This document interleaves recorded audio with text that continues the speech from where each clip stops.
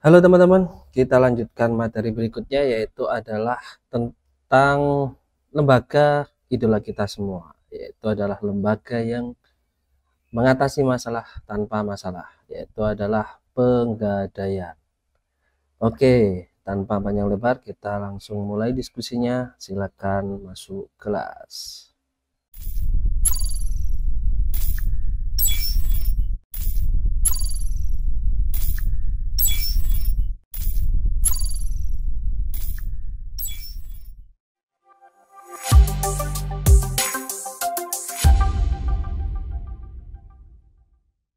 Nah, ini kita akan bahas tentang satu lembaga, bukan satu ya, sebetulnya ada dua. Jadi yang pertama ini adalah Pegadaian, kemudian yang kedua adalah nanti KSP atau Koperasi Simpan Pinjam. Nah, kita ketahui bahwa Pegadaian ini tempatnya orang berkeluh kesah. Jadi apapun masalahnya, Pegadaian adalah solusinya. Jadi kita tanpa panjang lebar, dan juga ini nanti mungkin materinya enggak panjang ya, topik kita ini, teori kita ini enggak panjang karena percuma juga kalau saya panjang-panjang, karena kalau Pegadaian ini kan saya rasa semuanya tahu ya, cuman sedikit aja yang akan kita bahas di Pegadaian. Tentang detailnya nanti apabila ada teman-teman yang ingin disampaikan atau ditanyakan, silahkan disampaikan saja. Oke, Pegadaian. Jadi Pegadaian itu apa? Jadi Pegadaian itu adalah kegiatan di mana menjaminkan barang-barang tertentu. Ya, biasanya yang marak saat ini ya biasanya ya seperti kayak BPKB, kemudian barang-barang seperti kayak jam tangan, kemudian apalagi ya, banyak yang lainnya lah. Jadi barang-barang tertentu ini dijaminkan nantinya barang tersebut akan menjadi jaminan ya, akan menjadi jaminan dengan artian nanti akan ada perjanjian di mana antara nasabah dengan lembaga gadai atau Pegadaian. Nah, nantinya barang yang digadaikan ini nanti akan bisa ditebus. Nah, dalam artian nanti barang ini apabila ada banyak model ya barang ini ya, biasanya bisa dalam bentuk surat atau mungkin dalam bentuk barang, dan ini nanti digadaikan, kemudian nanti dicicil 1 2 3 4 5, kemudian nanti setelah cicilannya selesai ya kemudian barang ini kembali ke nasabahnya atau pemiliknya, kira-kira seperti itu. Nah, itulah kegiatan atau pengertian dari Pegadaian sendiri. Apabila kita lihat sejarahnya gitu ya, nah kalau dulu itu gadai itu di Timur Tengah, maraknya yang pertama kali adalah di Timur Tengah, karena memang saat itu karena seperti halnya kondisi keuangan atau mungkin alat tukar yang mungkin belum begitu jelas gitu ya, makanya sebagai alat tukar gitulah. Nah, untuk melakukan perjalanan perdagangan, dalam artian nanti satu pedagang gitu ya, mereka melakukan perjalanan perdagangan dengan membawa barang-barang yang akan didagangkan, kemudian di dalam perjalanan dalam melaksanakan perdagangannya itu mereka menjaminkan barang-barang tersebut gitu, sebagai alat di mana nanti apabila barang-barang yang didagangkan ini sudah laku maka akan ditebus kembali. Nah, itu salah satu sejarah hingga akhirnya sekarang ada yang namanya gadai atau Pegadaian.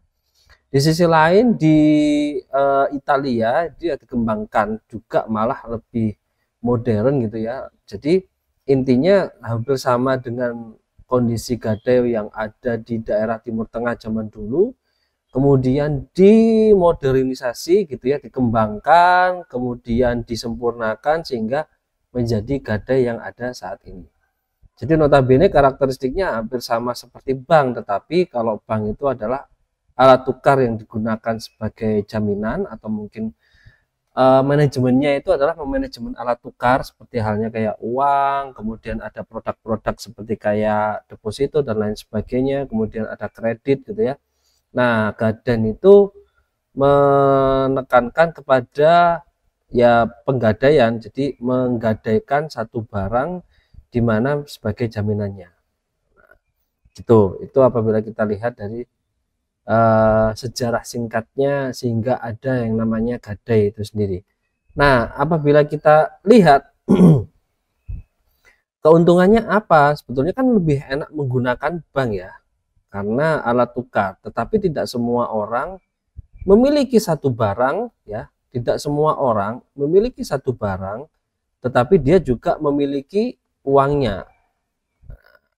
Nah, saat dia minim atau sedikit sekali memegang uang, mau tidak mau barang ini yang dijadikan satu alat agar bisa menjadi uang. Karena dengan alat tukar ini akan bisa dilakukan beberapa transaksi yang memang pada umumnya bisa dilakukan, karena sebagai alat tukar ini yang paling dipercaya atau dan disepakati itu adalah uang itu sendiri. Nah, kelebihannya apa apabila kita menggunakan gadai atau penggadaian itu sendiri? Yang pertama adalah prosedurnya memang mudah ya.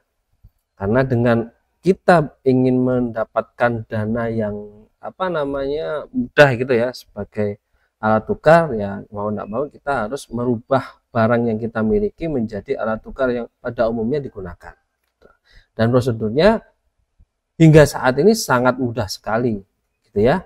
Kemudian biaya yang dibebankan relatif ringan. Karena kenapa? Karena notabene barang ini tidak dihargai penuh, tidak dalam rangka membeli, tetapi menggadaikan atau menjaminkan secara sementara. Dan biasanya persentasenya tidak lebih dari 50% dari harga barang ini, karena karakteristiknya adalah nanti barang ini tidak dalam rangka untuk dimiliki oleh penggadaian, tetapi nanti akan dikembalikan lagi dengan nasabahnya menyetorkan beberapa uang, di mana nanti uang ini akan menjadi alat atau mungkin sebagai bukti bahwa telah melunasi sejumlah nilai tertentu untuk bisa mendapatkan kembali barang yang dimilikinya. Itu. Nah, kemudian kelebihan berikutnya adalah tidak mempermasalahkan penggunaan dana hasil gadai gitu ya. Jadi apabila barang ini kita gadaikan, tidak mungkin penggadaian itu mempertanyakan uang ini mau dipakai apa dan lain sebagainya, tidak ada hak penggadaian untuk mempertanyakan itu. Jadi mau dipakai untuk dikonsumsi boleh, mau dipakai untuk membeli barang yang lainnya juga boleh dan lain sebagainya. Nah, kira-kira seperti itu.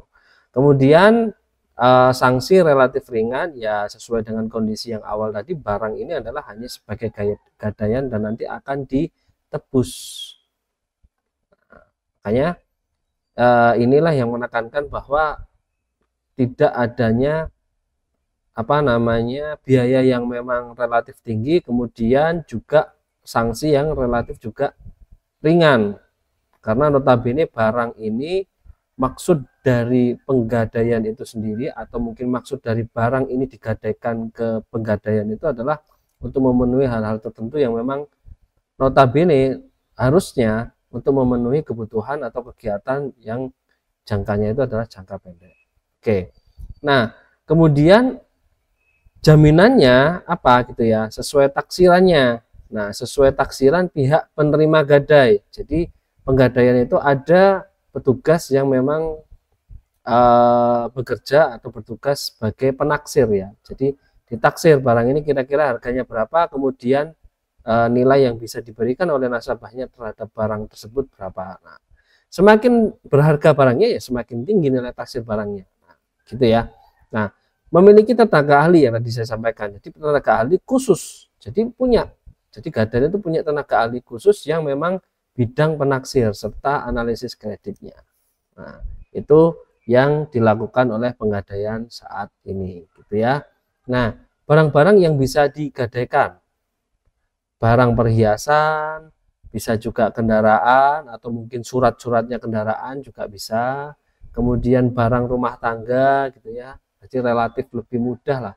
Seperti kayak mesin cuci kah, atau mungkin rice cooker, atau mungkin kipas angin, itu bisa sebetulnya digadaikan. Tapi tergantung dari penaksirnya lagi, karena penaksir kan pasti melihat barang-barang tersebut apakah memang masih layak untuk bisa digadaikan atau tidak. Kemudian ada mesin gitu ya, mesin-mesin ya mungkin mesin yang biasanya digunakan untuk apa namanya mesin cup, atau mungkin mesin-mesin produksi, atau mungkin mesin-mesin yang paling banyak yang digunakan sama pelaku-pelaku UMKM seperti kayak mesin jahit dan lain sebagainya. Nah, itu bisa dijaminkan. Sekali lagi itu melihat dari apa namanya penaksirnya, hasil taksirannya bagaimana.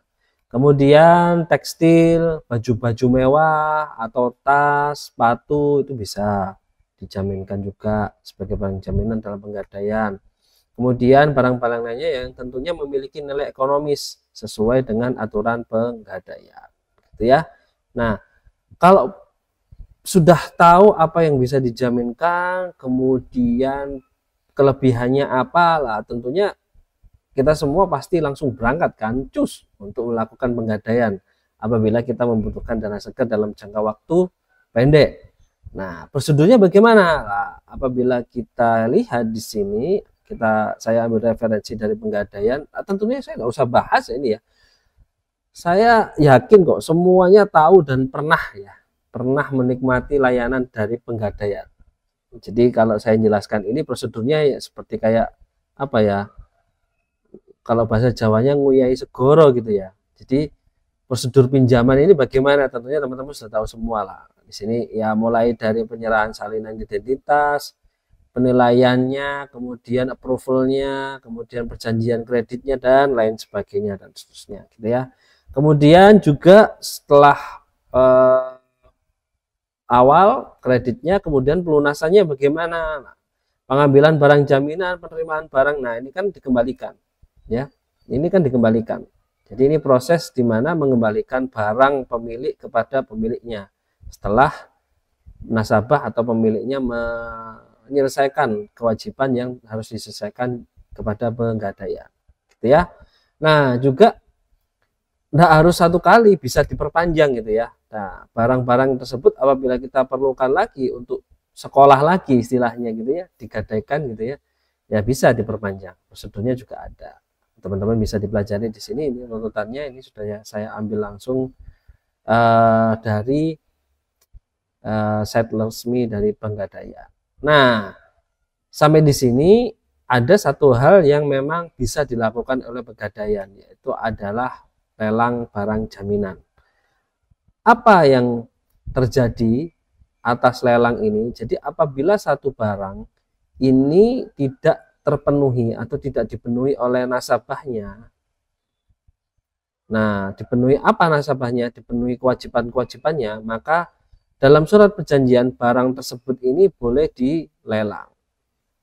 Jadi makanya sekarang kalau teman-teman pernah tahu ada banyak lelang yang aneh-aneh dari penggadaian. Ada mesin cuci, ada laptop, ada mesin jahit, ada jam gitu ya, jam-jam mewah, kemudian sepatu pun juga ada, pakaian-pakaian itu juga ada. Nah, itu apabila nasabah ini tidak memenuhi kewajibannya dalam jangka waktu tertentu, penggadaian berhak untuk melakukan melelang barang-barang tersebut. Karena apabila barang-barang tersebut itu dirasa memang semakin lama nilainya semakin turun, ya otomatis penggadaian harus segera melelangnya. Kalau tidak gitu kan mereka akan rugi gitu ya. Rugi dalam artian sudah mengeluarkan beberapa biaya untuk menilai satu barang ini untuk diberikan kepada nasabah, tetapi barang ini nilainya semakin lama semakin turun, maka mau tidak mau ini harus segera dilakukan lelang. Dan juga lagi apabila barang-barang ini adalah barang-barang istilahnya ya, barang-barang yang sering dipakai seperti kayak mesin cuci, sepeda motor gitu ya, kalau tidak segera dilelang ya malah semakin rusak. Nah, makanya itu yang dilakukan oleh penggadaian. Prosedurnya bagaimana? Prosedurnya sama lah, petugas menghubungi nasabah itu berulang kali. Apabila tidak dipenuhi atau diindahkan, ya otomatis mau tidak mau barang ini harus dimasukkan ke list lelang. Nah, kemudian ditaksir ulang, kemudian dilakukan lelang, kemudian nanti pembukuan kewajiban nasabah apabila barang itu lakunya berapa gitu ya, apabila ini laku gitu ya. Nah, lakunya ini berapa dipakai untuk nutup kewajiban nasabah yang tidak dipenuhi tadi. Setelah dipakai tutup ya pasti mungkin ada keuntungan atau kelebihannya, itu dianggap keuntungan oleh penggadaian. Gitulah. Nah, itu yang dilakukan sama penggadaian. Oke. Nah, apabila ada, nah ini pembayaran uang kelebihan barang. Apabila ada kelebihan, nah ini diserahkan kepada nasabahnya gitu ya. Nah, apabila ada kelebihannya, tetapi kondisi saat ini biasanya disesuaikan sesuai harga-harga yang berlaku, dan memang mayoritas yang saya bisa pahami dan saya temui itu adalah mayoritas pasti harganya pas atau mendekati, atau bahkan rugi sedikit bagi penggadaian, tetapi tidak ada masalah dibandingkan untuk mendapatkan kelebihan, kemudian kelebihannya harus diberikan kepada nasabahnya. Nah, biasanya seperti itu sih, gitu ya. Oke lah, selain penggadaian itu sendiri gitu ya, ada beberapa usaha lain yang dilakukan oleh penggadaian saat ini. Ada juga jasa taksir. Apa yang dimaksud jasa taksir? Jadi kan penggadaian kan punya pegawai yang memang bertugas sebagai penaksir barang ya, penaksir barang. Nah, ini taksir barang ini nanti jasanya bisa dipakai. Jadi memberikan jasa taksir barang. Menilai satu barang itu nilainya berapa, harganya berapa gitu. Itu tapi memberikan jasa tadi. Tuh. Kemudian juga jasa penitipan barang itu juga bisa. Tapi ya mau enggak mau harus ada biaya sewa penitipan tadi itu. Kenapa kok barang dititipkan? Ya kemungkinan barang itu sudah lunas dan boleh diambil oleh nasabahnya, tetapi tidak diambil oleh nasabahnya memilih untuk menitipkan barang tersebut di penggadaian, itu juga bisa gitu ya. Kemudian ada lagi kredit. Nah, kredit ini karakteristiknya hampir sama kayak jaminan pada umumnya, penggadaian pada umumnya, tetapi kalau penggadaian itu karakteristiknya adalah memang arahnya lebih ke barang sebetulnya. Nah, apabila kredit ya seperti kayak halnya penggadaian itu sendiri, tapi sistemnya adalah sistem kredit cicilan, kira-kira seperti itu. Bahkan surat-surat juga bisa diterima sekarang di penggadaian. Oke. Kemudian perdagangan emas ya. Nah, ini emas ini yang lagi marak beberapa tahun terakhir ini, hampir belasan tahun terakhir ini yang lagi marak, yang disediakan oleh penggadaian. Jadi ini adalah salah satu layanan yang disediakan oleh penggadaian. Bagaimana perdagangan emas yang ada yang disediakan oleh penggadaian? Ada yang namanya tabungan emas, ada juga yang memang jual emas, ada yang juga beli emas dan lain sebagainya, ada macam-macam. Tabungan emas ini karakteristiknya kita bisa menabung beberapa nilai tertentu emas, kemudian emas ini akan menjadi milik kita dan kita membayarnya secara cicilan. Apabila cicilan ini selesai ya otomatis kita memiliki tabungan. Tabungannya apa? Tabungannya berupa nilai emas ya. Contoh kalau kita nabungnya adalah gram-graman, kita dapat 1 gram. Nah, tabungan yang kita tabung itu adalah sejumlah emas yang nilainya adalah 1 gram itu tadi. Nah, dengan sendirinya nilai emas apabila kita biarkan dari waktu ke waktu, kita ketahui bersama bahwa emas ini harganya naik terus. Nah, otomatis kita mendapatkan keuntungan dari kenaikan harga emas itu sendiri. Gitu ya. Dan lain sebagainya. Itu kalau emas banyak macam-macam ya. Kemudian kegiatan-kegiatan usaha yang lainnya yang sesuai dengan kebijakan penggadaian, ada yang syariah, karakteristiknya penggadaian syariah itu ada ya, itu yang disediakan oleh penggadaian saat ini. Usaha-usaha lain atau fasilitas-fasilitas atau layanan-layanan lain yang disediakan oleh penggadaian. Nah, kira-kira itu yang bisa saya sampaikan di penggadaian. Sebetulnya ada banyak hal yang bisa kita bahas di penggadaian, tetapi poin ini yang mungkin saya bisa sampaikan. Nanti apabila ada poin yang lainnya dari teman-teman yang ingin ditanyakan yang berkaitan dengan penggadaian, silakan disampaikan saja. Oke. Nah, Lembaga berikutnya yang tidak kalah pentingnya juga, yang juga menyelesaikan masalah dengan tanpa masalah, yaitu adalah koperasi. Koperasi apa? Koperasi simpan pinjam. Nah, konsep dasarnya apa? Jadi konsep dasarnya peruntukan organisasi itu adalah dari anggota untuk anggota. Oke. Nah, koperasi simpan pinjam notabene lembaga non bank ya. Jadi bukan bank tetapi lembaga non bank yang sebagai tempat menyimpan uang. Sama kayak bank tetapi ini bukan lembaga bank tetapi ini non bank. Yang kegiatannya juga sama, menyimpan uang bagi anggotanya dan menyalurkan kredit atau pinjaman untuk anggotanya. Dan makanya tadi sesuai jargonnya yang awal, dari anggota untuk anggota. Yang notabene aturannya walaupun karakteristiknya hampir sama dengan bank, tetapi tidak seketat bank, karena memang sasarannya koperasi simpan pinjam itu lebih ke masyarakat menengah ke bawah. Oke, jadi sama halnya mengolah dana, mengolah uang, tetapi peruntukannya adalah untuk masyarakat yang menengah ke bawah.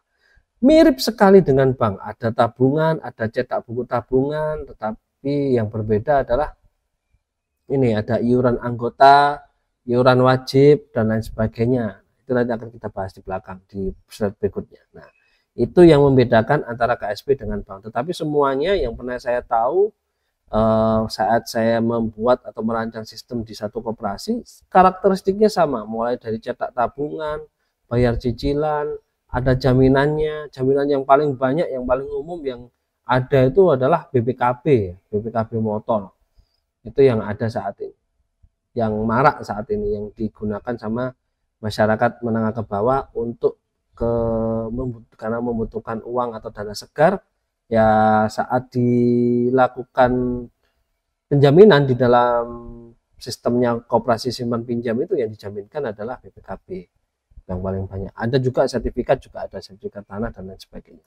Nah, pembentukan KSP sama dengan koperasi ya, sama dengan koperasi pada umumnya. Harus ada anggota, harus ada penghimpunan dana yang telah diatur di koperasi, peraturan koperasi pusat. Kemudian ada anggota inti, ada anggota umum, kemudian ada sekretaris, kemudian ada uang iuran wajib bagi anggotanya dan lain sebagainya. Hampir mirip dengan koperasi pada umumnya. Nah, pada dasarnya KSP itu mengelola dana hampir sama kayak bank dari anggota dalam bentuk macam-macam ya, ada simpanan, ada penyertaan modal, dan diperuntukkan untuk anggotanya juga dalam bentuk pinjaman. Dengan saat melakukan peruntukan untuk anggotanya dalam bentuk pinjaman, di sini pasti ada yang namanya nanti bunga. Ini nanti ada bunga. Atau mungkin bagi hasil ya, bagi hasil. Kita berwilayah syariah. Nah, hampir sama dengan bank, memang peruntukannya tetapi untuk anggota. Jadi tidak luas, bahkan ada area-areanya ya. Jadi tidak bisa melebihi dari area yang telah ditentukan oleh koperasi. Kira-kira seperti itu.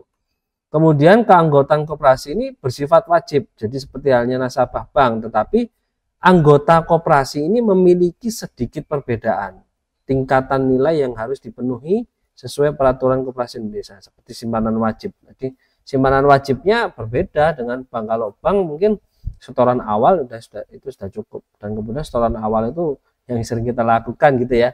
Semakin lama semakin kecil, saldonya tinggal 20.000, kemudian tidak kita gunakan, otomatis diblokir sama banknya. Itu yang sering kita lakukan. Tetapi ini di KSP tidak bisa, harus ada yang namanya simpanan wajib. Ini harus dilakukan oleh anggotanya. Dengan maksud apa? Dengan maksud agar perputaran, sekali lagi, agar perputaran keuangan yang ada di koperasi ya, koperasi simpan pinjam ini benar-benar sehat, gitu ya. Nah, ada beberapa jenis dan aturan koperasi simpan pinjam. Ada simpanan pokok, di mana besaran nilainya sama saat mendaftar jadi anggota dan tidak bisa diambil selama menjadi anggota. Tuh yang beberapa jenis aturan dari koperasi simpan pinjam. Ada simpanan wajib, di mana setoran yang harus dilakukan anggota pada waktu tertentu sesuai dengan kesepakatan dan bisa diambil kapan saja. Jadi harus setor. Jadi tidak cuma hanya kredit saja, tetapi harus nabung juga. Dengan begitu ada keseimbangan dari satu nilai yang ditabung gitu ya, yang ditabung dengan nilai yang dikeluarkan atau mungkin kredit. Ini untuk satu nasabah.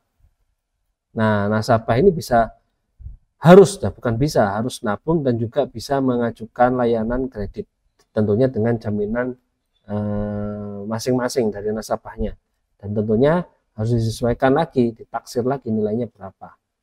Oke. Kemudian ada yang lainnya, itu ada tabungan koperasi, di mana dana yang disetorkan secara berangsur kepada koperasi selama menjadi anggota. Ya, ada tabungan koperasi. Kemudian terdapat perjanjian antara anggota dan pihak koperasi untuk menetapkan jumlah dana penarikan. Jadi untuk menjaga apa? Untuk menjaga ini keseimbangan dana simpanan dan pinjaman. Apabila satu koperasi simpan pinjam banyak mengeluarkan pinjaman tetapi minim melakukan dana simpanan, ya tentunya perputaran uangnya kurang baik. Apa yang mau dikreditkan apabila tidak ada yang melakukan simpanan atau menabung? Nah, tentunya ada modal-modal yang memang harus disediakan oleh pemiliknya. Ya, jadi ada pemiliknya, bukan pemiliknya. Apa istilahnya, kok marah lupa saya, itu ada pimpinan koperasinya itu yang memang harus menyertakan modal yang begitu besar agar menjadi modal dalam menjalankan koperasi simpan pinjam itu sendiri. Nah, untuk mendapat dana bagi hasil pada akhir tutup buku. Oke, nah itu apabila karakteristiknya adalah syariah. Tetapi pada umumnya koperasi juga seperti itu sih, walaupun tidak syariah. Jadi dominan lebih ke bagi hasil istilahnya. Kalau apabila bank itu kan bunga ya, tapi di sini adalah bagi hasil.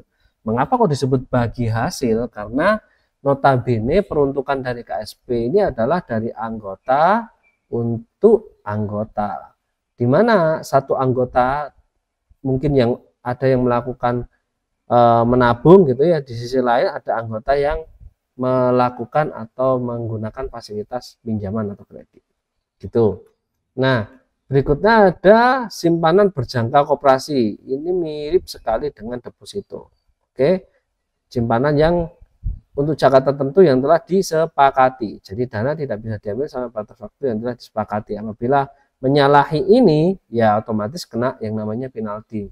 Ada beberapa biaya atau denda yang harus dibayarkan kepada koperasi karena prestasi atau mungkin pilihan atau perubahan perjanjian yang dilakukan dengan tidak secara dua pihak ya. Jadi pada dari sisi nasabah saja.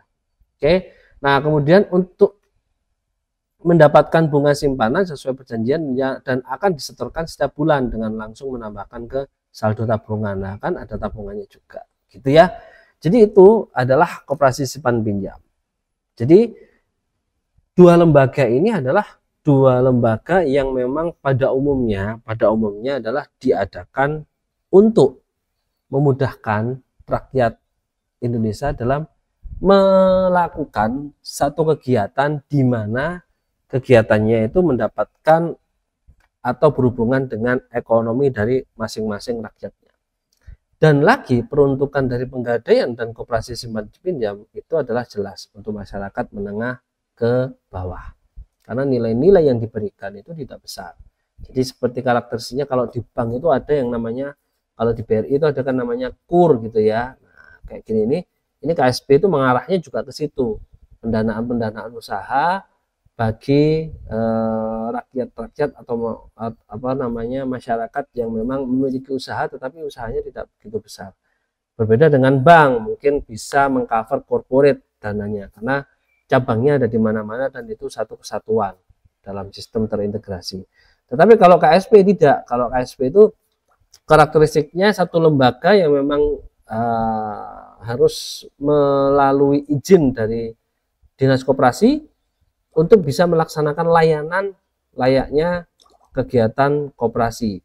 Nah, memang khususnya ini adalah KSP, Koperasi Simpan Pinjam. Nah, apabila sudah mendapatkan ACC dari Dinas Koperasi, ya otomatis koperasi simpan pinjam ini bisa berjalan. Nah, berbeda dengan perusahaan besar ya. Kalau perusahaan besar itu ya mau tidak mau harus melengkapi hal-hal yang memang harus dipenuhi sesuai dengan usaha dari bisnis itu tersebut, gitu ya. Jadi itu yang bisa saya sampaikan kali ini, yang membahas tentang dua lembaga yang memang tidak, lembaga ini tidak asing buat kita ya, yaitu Pegadaian dan Koperasi Simpan Pinjam. Oke, sekian dulu dari saya. Apabila ada yang ditanyakan, silakan disampaikan. Sampai ketemu lagi di materi berikutnya.